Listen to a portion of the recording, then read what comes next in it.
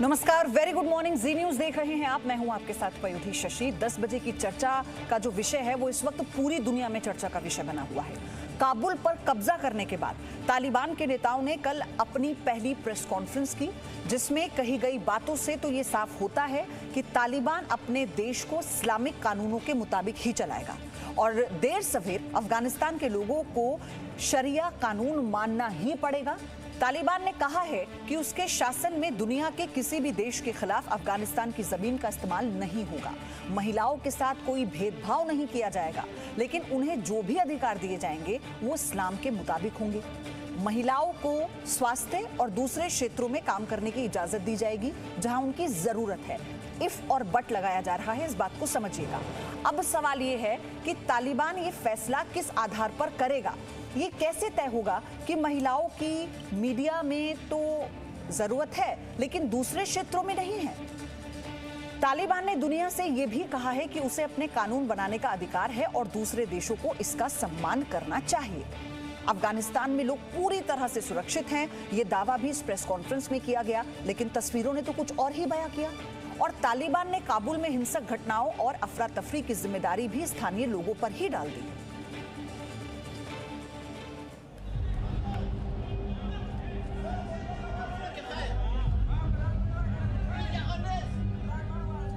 काबुल से आए 20 सेकंड के इस वीडियो को ध्यान से देखिए।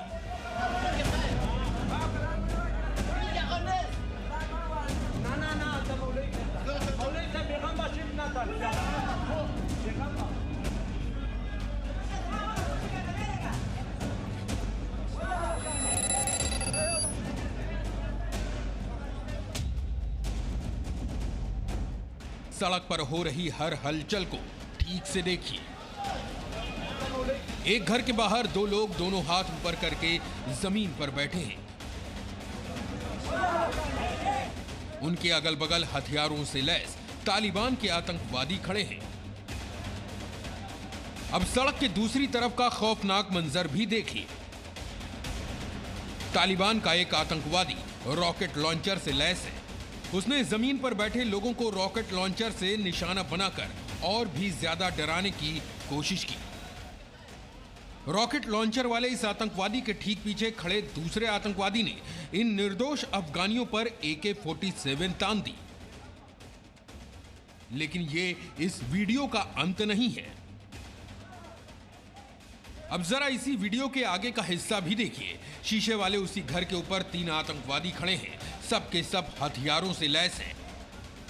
नीचे सड़क पर दूसरी ओर भीड़ जमा है, लेकिन किसी में हिम्मत नहीं जो तालिबानी आतंकवादियों का विरोध कर सके।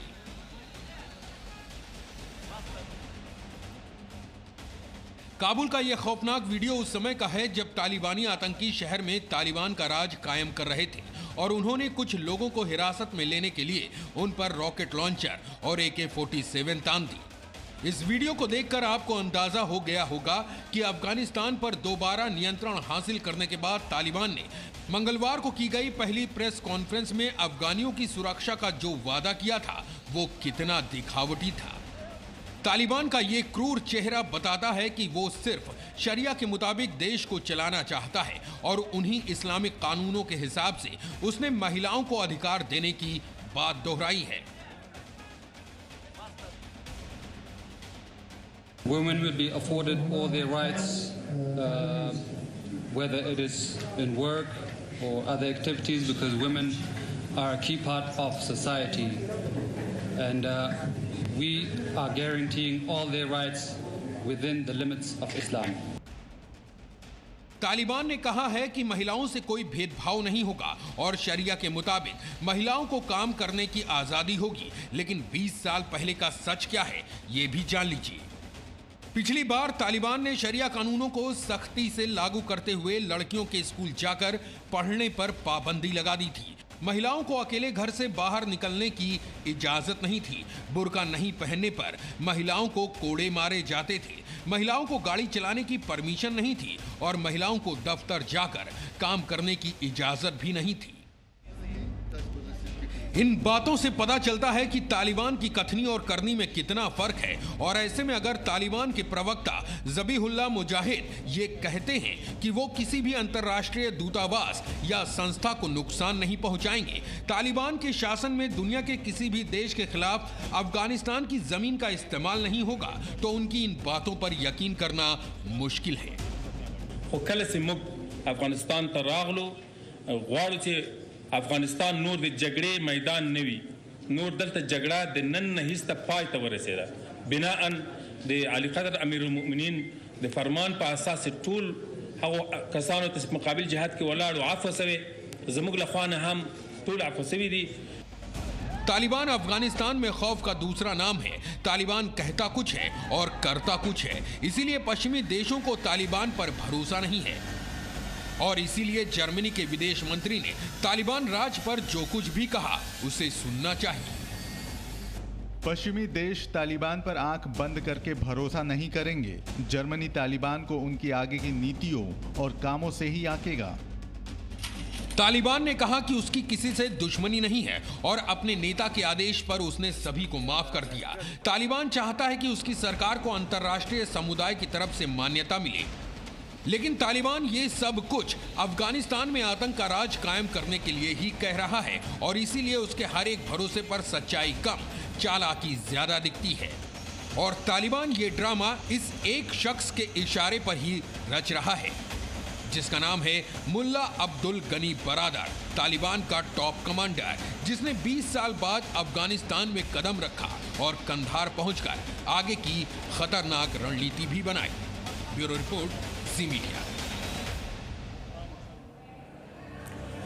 तो आज के जो सवाल हैं वो मैं आपको बताऊं उससे पहले एक वीडियो आपको देखना चाहिए। हालांकि कई तस्वीरें ऐसी आ चुकी हैं अफगानिस्तान से जो दिल दहलाती हैं, लेकिन ये देखिए रॉकेट लॉन्चर हाथ में लिए सड़क पर घूम रहे ये तालिबानी आतंकवादी हैं और ये मजलूम लोग हैं अफगानिस्तान के। वहाँ की आवाम है जिन पर ये तान कर खड़े हैं। एक व्यक्ति है और इतने सारे आतंकी हाथ ऊपर करा के उन पर रॉकेट लॉन्चर बंदूक ताने खड़े हुए हैं। ये तस्वीरें देखिए। और जिस प्रेस कॉन्फ्रेंस का मैंने जिक्र भी आपसे किया, जिसमें वो बातें कही गई, जिसमें अधिकारों का हनन नहीं होगा ये आश्वासन दिया गया था, इनसे जोड़कर आप देख लीजिए और फिर ये समझिए कि क्यों हम ये कह रहे हैं कि तालिबान पर भरोसा कैसे किया जाए। पैनल मेरे साथ जुड़ चुका है। कौन कौन है मैं आपको बता देती हूं। मेरे साथ lieutenant general retire Gurmeet Singh हैं, रक्षा विशेषज्ञ के तौर पर जुड़े हैं। Good morning sir. Ravinder Sachdev को आप देख रहे हैं, विदेश मामलों के जानकार हैं। Captain Sikandar Rizvi, Islamic scholar मेरे साथ हैं। लेकिन गुरमीत सिंह, शुरुआत आपसे करते हुए, ये तस्वीरें जो मैं दिखा रही थी अभी, रॉकेट लॉन्चर ताने एक आदमी हाथ ऊपर करके खड़ा है, उस पर आतंकवादी, तालिबानी जो आतंकवादी हैं, रॉकेट लॉन्चर ताने खड़े हैं। वो जो प्रेस कॉन्फ्रेंस कल हुई और उसमें जो बातें कही गई, इन तस्वीरों के बाद हम कैसे उन बातों को जोड़कर देख लें?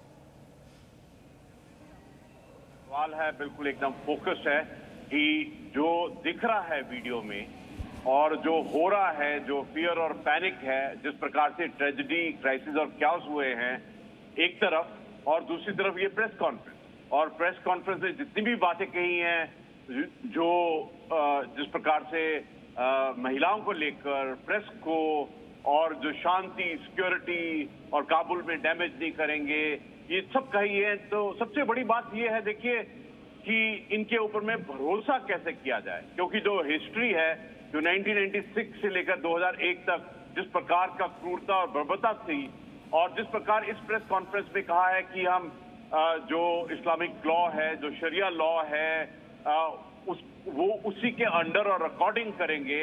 और देखिए जो बैकग्राउंड ये है कि पाकिस्तान ने किस प्रकार से उनको ट्रेनिंग दी है, फंडामेंटलिज्म, एक्सट्रीमिज्म और जिहादिज्म और टेररिज्म के रास्ते से ये सरकार बनी है। इस बैकग्राउंड के ऊपर में सबसे बड़ी बात ये है, देखिए समय सबसे बड़ी बात होती है, सबसे बड़ा टेस्ट होता है।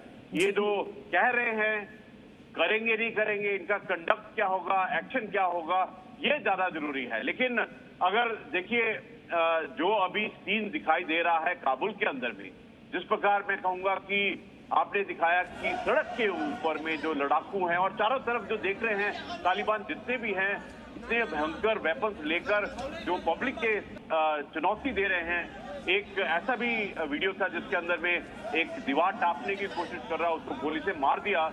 एक साइड तो ये दिखाई दिया है और दूसरी साइड पे जो प्रेस कॉन्फ्रेंस में कहा है।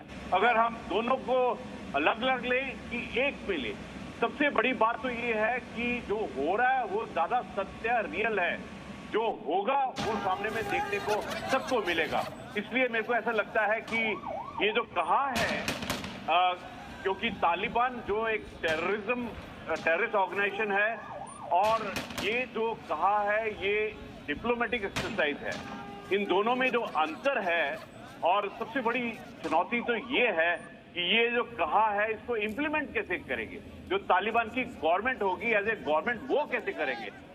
मैं तो देखता हूं कि जो पाकिस्तान ने इनका आधार बनाया है उससे अपना पीछा कैसे छुड़ाएंगे अगर यही उनकी मंशा दिखाने की कोशिश कर रहे हैं। ये सबसे बड़ी चुनौती है इस समय की, क्योंकि जिस प्रकार से अफगानिस्तान के लोगों का, अफगानिस्तान के राष्ट्र का बदलाव हुआ है, ये ऐसा लगता है कि ये टेररिज्म के और एक बड़ा कदम की तरफ बढ़ रहे हैं।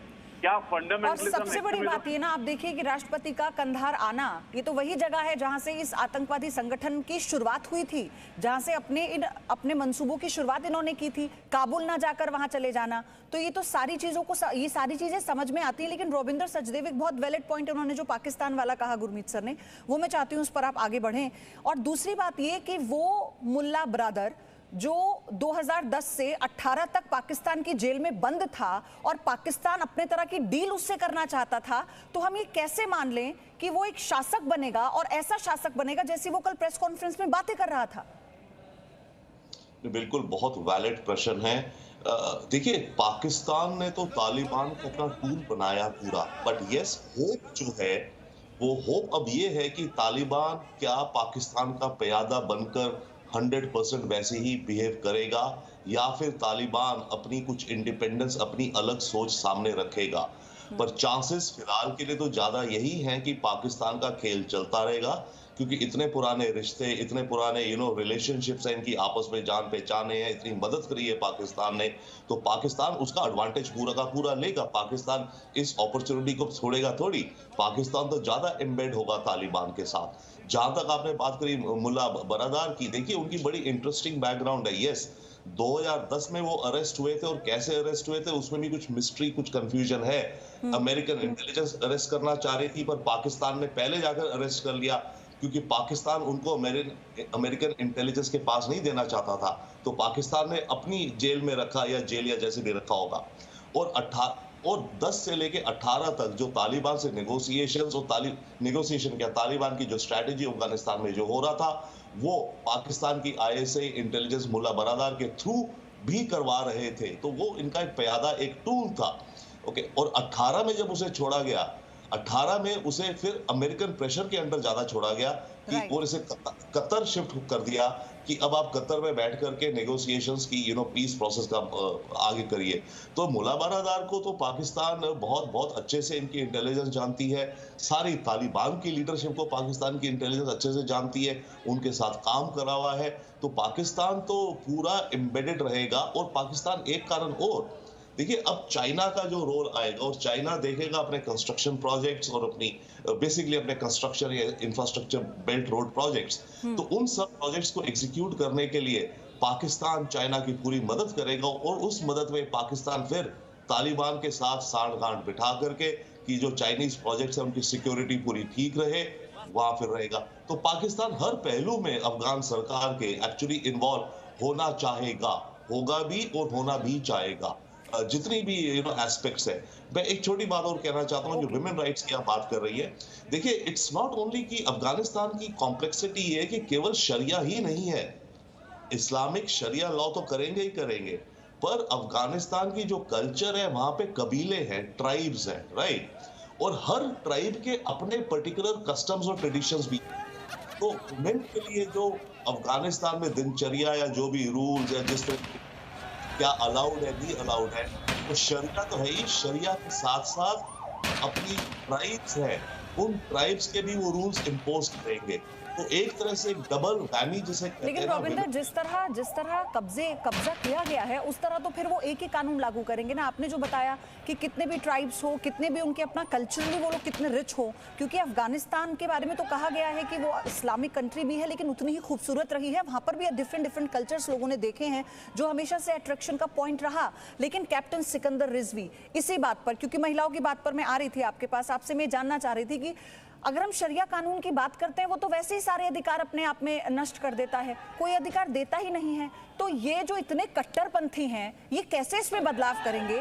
और जिस तरह प्रेस कॉन्फ्रेंस में कल ये बात कही गई, क्योंकि अंतर्राष्ट्रीय समर्थन चाहिए और बैकडोर से पाकिस्तान और चीन भी साथ में है, तो ये कैसे पॉसिबल है? इसको समझाइए।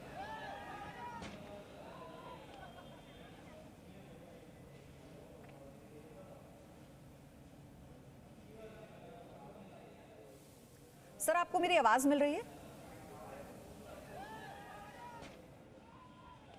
सर, मैं आपकी ऑडियो ठीक करवाती हूँ, आपकी आवाज हम तक नहीं पहुंच पा रही है। मैं रविंदर, मैं आपसे चाह रही हूँ इस बात को आगे बढ़ाएं, फिर जैसे ऑडियो ठीक होगी सर मैं आपके पास आ जाऊंगी।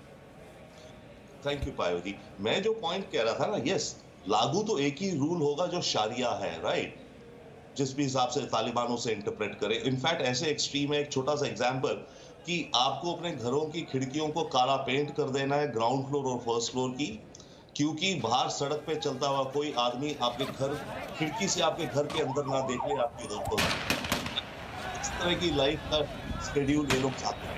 परंतु मैं जो ट्राइब्स की बात कर रहा था, रिच कल्चर को अलग, मैं बात कर रहा था कि हर ट्राइब्स के अपने अपने औरतों के लिए उनके और पाबंदियां हैं।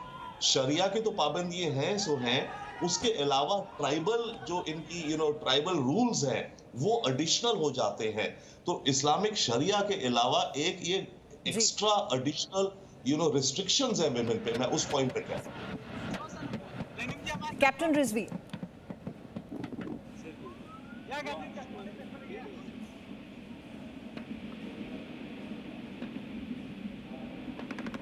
सर, आपको मेरी आवाज मिल पा रही है? तो मेरा सवाल वही था, मैं चाहती हूँ आप रविंदर ने जो बात कही उसी बात को आगे बढ़ाएं और इसको समझाएं।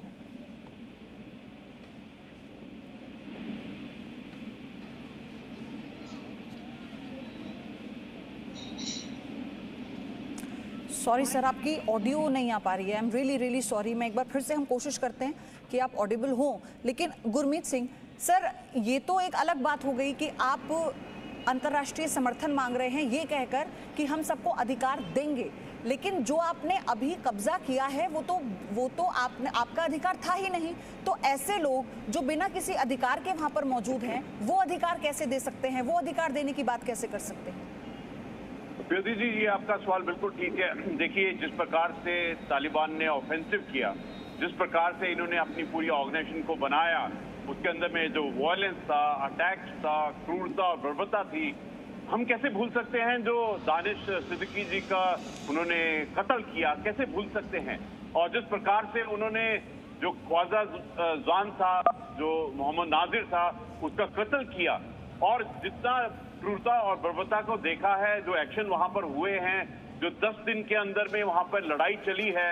और देखिए, जिस प्रकार से मैं कहूंगा कि 13 टेररिस्ट ऑर्गेनाइजेशन जो वर्ल्ड की हैं, और पाकिस्तान आर्मी और ISI ने टेररिस्ट के रूप के अंदर में वहां पर, और चीन ने उनका साथ दिया है। ये जो पिछले हम देख रहे हैं 20 साल से जो रूप था तालिबान का, टेररिज्म और फंडामेंटल एक्सट्रीमिज्म का, जिस प्रकार से पाकिस्तान की ISI, पाकिस्तान आर्मी और पाकिस्तान ने उनको ट्रेन दिया है, एक आधार किया है, और एकदम मतलब 2 दिन के बाद में आप इतनी कड़वाहट के बाद में इतनी मीठी बात करते हैं, तो कैसे भरोसा कर ले उसके ऊपर? और जो काबुल में देखा है, जिस प्रकार से एक फियर है, पैनिक है, और देखा उस दिन जो ऐसा वीडियो जिसने एकदम आत्मा को झंझोड़ दिया, ये ह्यूमैनिटी के ऊपर कलंक है। और सबसे बड़ी बात यह है कि वहां पर आप खुद वहां के आवाम को जिम्मेदार ठहरा रहे हैं, वहां मची अफरा तफरी की, और प्रेस कॉन्फ्रेंस में आप ये कह रहे हैं कि किसी को भी आप खतरा नहीं होगा, किसी को आप नुकसान नहीं पहुंचाएंगे। कैप्टन रिजवी की आवाज मेरे को आ रही है, अब इस वक्त मिल रही है। सर, इसी बात को आगे बढ़ाएं। मैं चाहती हूं कि आपके विचार, आपके व्यूज इस डिस्कशन में मिलूं।